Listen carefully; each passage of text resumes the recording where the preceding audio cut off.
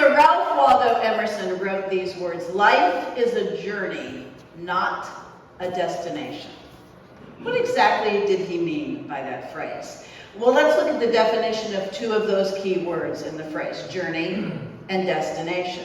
A destination is a place that you arrive, an end point. A journey is the act of traveling from one place to another. So I guess Emerson means that we shouldn't look at our life as just a place to stop, but as an experience of traveling from one stop to another. But where are we traveling to on our life journey, and what should our journey look like? Are there certain things that we should pack for our journey? Are there places that we should avoid? Is it kind of like planning a vacation, taking certain roads but avoiding others, packing our suitcases in anticipation of good or bad weather? Joe Hands tells us that there are some things we should do more as we are traveling along, and there are some things that we should do less often. For example, we should do more of what makes us happy. We should do more of what we are good at. We should do more of what develops and stretches us, and we should associate more with people that inspire and challenge us. And what we should do less of is what makes us miserable. We should do much less of what makes us uninspired, and what we know in our gut is not good for us. I think in both cases, doing more or doing less, we have a good bit of choice in the matter. It's almost like those choose your own adventure books. Are you familiar with that? A long time ago, I think my oldest son and maybe my youngest son as well, kids got to literally pick in the book where they were going to go, what the end result of each character was going to be. And the reality is that is our life. We do get to choose our own adventure, but we all know that there are things along the way that we cannot control that end up landing in our lap. We never know, just like Pocahontas, what is just around the bend.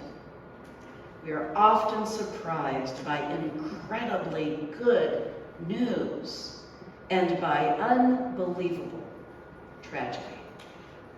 On our journey, there will be great days. There will be speed bumps, and there will be moments so sad that we will be stopped in our tracks.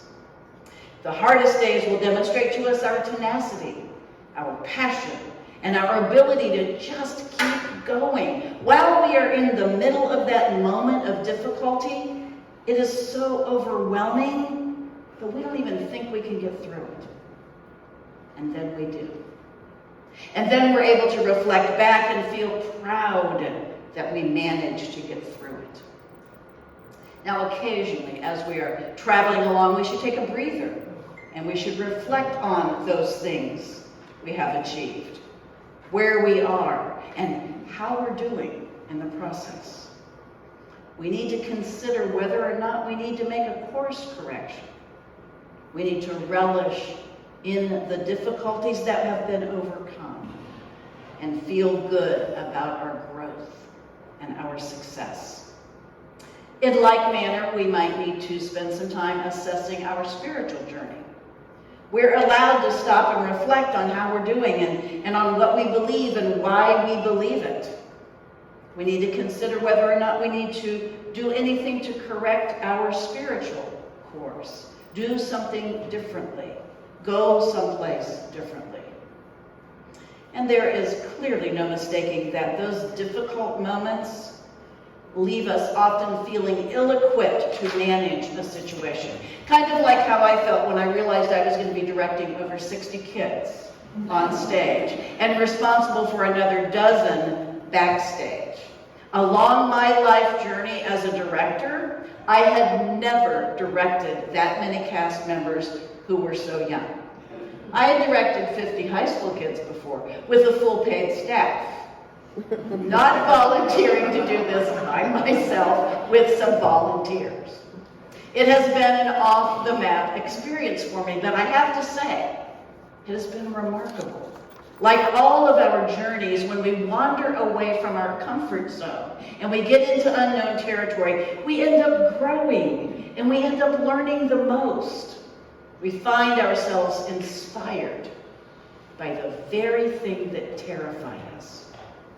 And then we feel that weird sense of accomplishment and we feel energized for the next step on the journey. Additionally, it is incredibly important that we remember that we are not traveling alone on our journey. Psalm 23 reminds us that God is always with us. This psalm was written as a song to God, and the psalmist writes, "Even if I walk through a very dark valley, I will not be afraid, because you are with me." Jean Dormesson has written a very interesting poem called "The Train of Life," and it goes like this. At birth, we boarded the train of life and we met our parents, and we believed they would always be by our side. However, at some station, our parents would step down from the train, leaving us on life's journey alone. As time goes by, some significant people will board the train: siblings, other children, friends, and even the love of our life, or the loves of our life. Many will step down and leave a permanent vacuum. Others will go so unnoticed that we won't even realize they have vacated their seats. This train ride has been a mixture of joy, sorrow, fantasy, expectations, hellos, goodbyes, and true farewells. A successful journey consists of having a good relationship with all passengers, requiring that we give the best of ourselves. The mystery that prevails is that we do not know at which station we ourselves will step down. Thus, we try to travel along the track of life in the best possible way: loving, forgiving, giving, sharing. When the time comes for us to step down and leave our seat empty, we should leave behind beautiful memories for those who continue to travel on the train of life.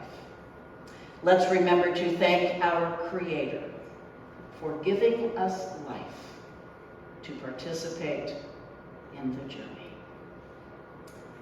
Now, like many musicals, the songs for the musical Willy Wonka were written by a songwriting team made up of two men, Leslie Bercuzzi and Anthony Newley. Leslie Bercuzzi's favorite song that he has written throughout his very prolific lifetime is the song "Pure Imagination" that begins the production of Willy Wonka. He also believes that this song will be his most lasting legacy. Written over 50 years ago, "Pure Imagination" has been covered by multiple singers and groups, including Lou Rawls and Maroon 5. Come with me, and you'll be in a world of pure imagination. Take a look, and you'll see into your imagination. Sarah Watkins, who covered the song on a recent album, said in an interview that out of nowhere, the song rescued her when she was in a difficult time. As she sang the words, she remembers how she felt at a different time when she was happy.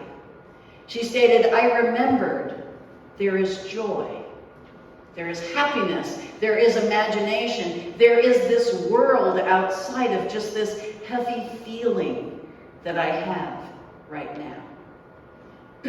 Of his lyrics, Leslie Bercuzzi has said that when he wrote the song, he realized that his words were a good thought for people, especially young people, to carry with them through life.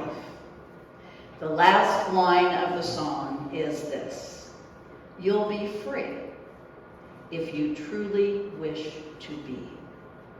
Brancusi believes those words to be the most important line in the entire musical because it is a reflective thought on how to make your life work.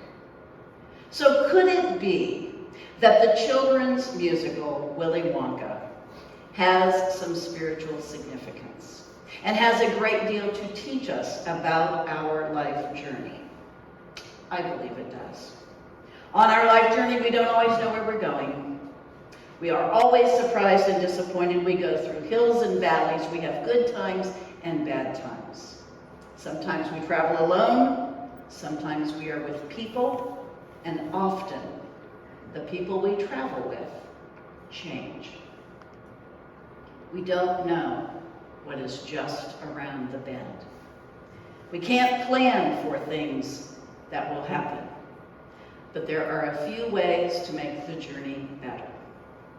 Remember that God is with us as we travel.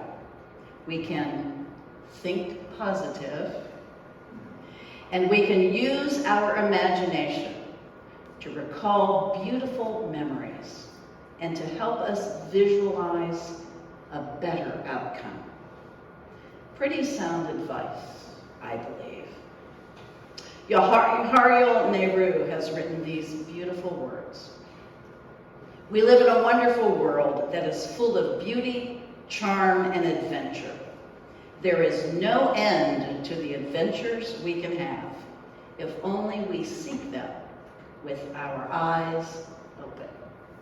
Amen.